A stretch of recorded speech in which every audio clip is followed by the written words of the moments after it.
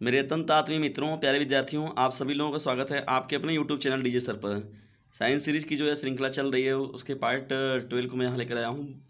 सभी जो प्रश्न हैं बहुत ही मोस्ट इंपॉर्टेंट, इसलिए प्रश्नों की श्रृंखला को बिल्कुल मत छोड़िएगा। और यदि आपने और सीरीज को नहीं देखा है और भागों को, तो उनको जाकर आप देख सकते हैं। प्लेलिस्ट में मैंने यहाँ पर अलग से साइंस सीरीज को बना के रखा हुआ है।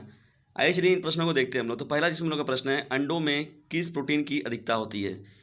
तो जो मुख्य रूप से अगर देखा जाए तो जो अंडा होता है तो उसमें जो अधिक प्रोटीन की अधिकता होती है तो उसका नाम है एल्बुमिन, यानी एल्बुमिन प्रोटीन की अधिकता होती है। आगे बढ़ते हैं हम लोग दूसरे प्रश्न की ओर। आग बुझाने वाली गैस कौन सी है? तो आग बुझाने वाली गैस में जो हम लोग प्रयोग करते हैं उसमें कार्बन डाइऑक्साइड होता है, CO2 होता है। तो आग बुझाने वाली गैस में कौन सी गैस का प्रयोग करते हैं? तो उसमें कार्बन डाइऑक्साइड का प्रयोग करते हैं। तो अगर देखा जाए तो कार्बन डाइऑक्साइड की यह भी अपने आप में एक अच्छी उपलब्धि है कि कार्बन डाइऑक्साइड के द्वारा हम लोग ऐसे कार्य को कर लेते हैं। बढ़ते तीसरे प्रश्न की ओर। सूर्य में कौन सा तत्व सर्वाधिक मात्रा में रहता है? तो सूर्य में जो सर्वाधिक मात्रा में रहने वाला जो तत्व है उसे हम लोग हाइड्रोजन कहते हैं।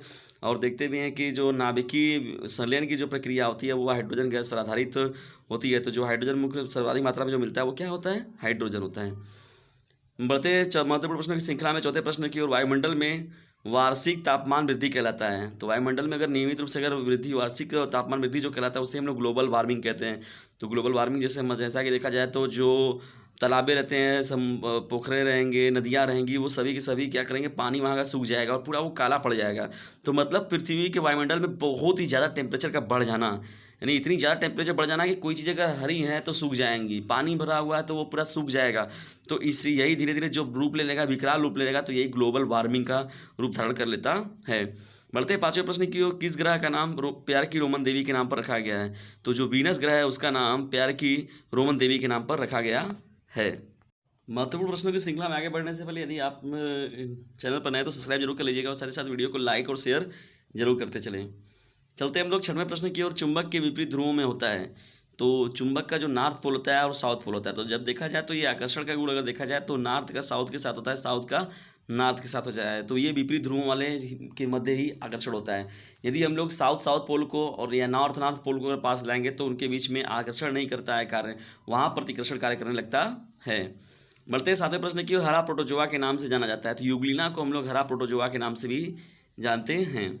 आठवां हम लोग का प्रश्न है, गोबर पर उगने वाला कवक कहलाता है। तो जो गोबर पर देखते हैं हम लोग सामान्यतः जो कवक उगता है उसे हम लोग कोप्रोफिल कहते हैं। तो उसका जो नाम होता है कोप्रोफिल कहलाता है। तो ये जो कवक है यह गोबर पर उगता है।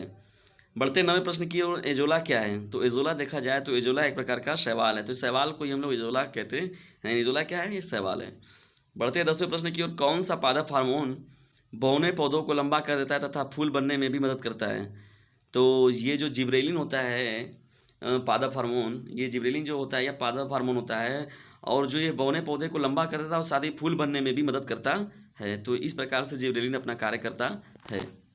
महत्वपूर्ण प्रश्नों की श्रृंखला में चलते हैं लोग 11वां प्रश्न की ओर। दूध को पचाने वाला एंजाइम कौन सा है? तो रेनिन जो होता है इसका मुख्यतः हम लोग प्रयोग करते हैं दूध को पचाने वाले में। तो ये एंजाइम जो होता है रेनिन होता है। 12वां हम लोग का प्रश्न है, मानव शरीर में खून किसकी उपस्थिति के कारण नहीं जमता है? तो हिपेरिन कारण जो होता है मानव शरीर में खून नहीं जमता है। तो अगर ये ना रहे तो इसकी वजह से प्रॉब्लम होने लगेगी। बढ़ते 13वें प्रश्न की ओर। मानव शरीर में यूरिया का निर्माण कहाँ होता है? यह जो होता है यकृत लीवर में होता है। तो यूरिया का फॉर्मूला क्या होता है? NH2CONH2। तो इसका जो निर्माण होता है कहाँ पर होता है? यकृत में होता है। बढ़ते 14वें प्रश्न की ओर। किसको अंतःस्रावी तंत्र का पेसमेकर कहा जाता है? तो थायरॉक्सिन जो होता है इसे ही अंतःस्रावी तंत्र का पेसमेकर कहा जाता है। बढ़ते महत्वपूर्ण प्रश्नों की श्रृंखला में 5वें प्रश्न की 15वें प्रश्न की ओर। जीवन रक्षक हार्मोन किस ग्रंथि से स्रावित होता है? तो यह जो जीवन रक्षक हार्मोन होता है यह एड्रीनल ग्रंथि से स्रावित होता है। तो इसका जो राइट आंसर हो जाएगा एड्रीनल। महत्वपूर्ण प्रश्नों की श्रृंखला हम लोग आगे बढ़ते हैं और देखते हैं 16वें प्रश्न को। नेत्र में प्रवेश करने वाली प्रकाश की मात्रा का नियंत्रण किस रंग द्वारा किया जाता है? तो ये जो आइरिस होता है इसके द्वारा ही प्रकाश की मात्रा का नियंत्रण किया जाता है। और ये रंगों के लिए भी, आग के रंगों के लिए भी आइरिस ही मुख्य रूप से जिम्मेदार होता है। बढ़ते 17वें प्रश्न की ओर। कैप्सूल का आवरण किसका बना होता है? तो यह स्टार्च का बना होता है। जब हम लोग कैप्सूल खाते हैं तो वह शरीर के अंदर जाने पर वो गल जाता है। बढ़ते 18वें प्रश्न की ओर। जब किसी इस्पात के राड को गर्म किया जाता है तब वह क्या हो जाता है? तो ये मुख्य रूप से अगर देखा जाए तो यह भारी हो जाता है, जिसकी मतलब वजन में क्या हो जाएगा? वृद्धि हो जाएगा। बढ़ते 19वें प्रश्न की ओर। सबसे अधिक अपवर्तनांक वाला अंग सबसे अपूर्णांक वाला रंग, सबसे अधिक अपूर्णांक वाला रंग क्या है? तो ये लेंस जो होता है सबसे, उसका जो अपूर्णांक होता है सबसे अधिक होता है। बढ़ते हैं 20वें प्रश्न की ओर। प्रयोगशाला में पहली बार जीवन रसायन की कृत्रिम रचना क्या है? तो जो ये मुख्य रूप से देखा जाए तो यूरिया जो है यही जीवन रसायन के रूप में प्रयोगशाला में मुख्यतः बनाया गया था। ये रहे साइंस सीरीज पार्ट 12 के मोस्ट इंपॉर्टेंट 20 प्रश्न। प्रश्नों की श्रृंखला आपको कैसी लगी इसके बारे में कमेंट बॉक्स में जरूर बताएं। साथ ही साथ वीडियो को लाइक करें, शेयर करें और चैनल पर नए तो सब्सक्राइब करना बिल्कुल भी मत भूलिएगा। और साथ ही साथ बेल आइकन को भी प्रेस कर लें, क्योंकि चैनल से मिलने वाली मोस्ट इंपॉर्टेंट नोटिफिकेशन आप तक नियमित रूप से मिलती रहेगी।